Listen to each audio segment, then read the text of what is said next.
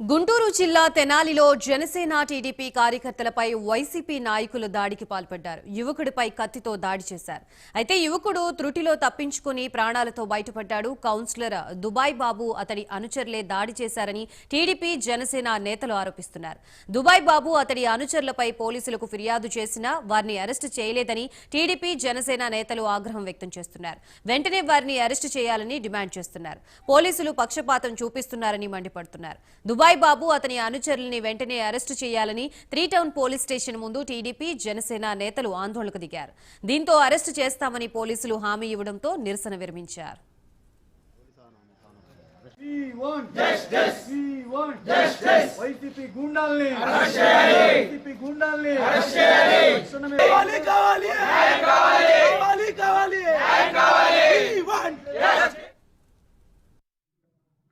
నా పేరు షేక్ షబ్బీర్ అండి.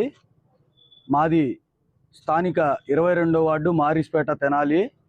ఈరోజు మా వార్డులో మేమంతా గెలిచిన ఆనందంలో ఒక చోట నిలబడి ఏ విధంగా కష్టపడ్డాం, ఏ విధంగా గెలిచాం, ఏ విధంగా ఎన్నెన్ని ఒడిదుడుకులు ఎదుర్కొని ఈ స్థాయికి వచ్చామనే చర్చించుకుంటూ ఆనందపడుతున్న సమయంలో మీరందరూ మాకు ఓట్లు వేయలేదు, మీ అందరి వల్ల మేము ఓడిపోయామనే కక్షతో దుబాయ్ బాబు అని 22వ వార్డు కౌన్సిలర్ అయిన దుబాయ్ బాబు అతని యొక్క వైసీపీ కౌన్సిలర్ దుబాయ్ బాబు అతని యొక్క అనుచరుల్ని షేక్ రియాజు, మురళీ సింగ్, సునీలు, ఖాదరు మరియు చిన్నబాజీ, మునీరు ఇలాగా అతని అనుచరులందరినీ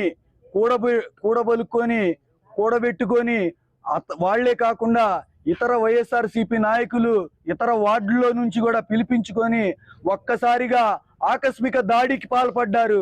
ఆ దాడిలో నా సోదరుడైన షేక్ గౌస్ని ఒక వెపన్ కత్తి లాంటిది తీసుకొచ్చి అతని మీదకి దాడి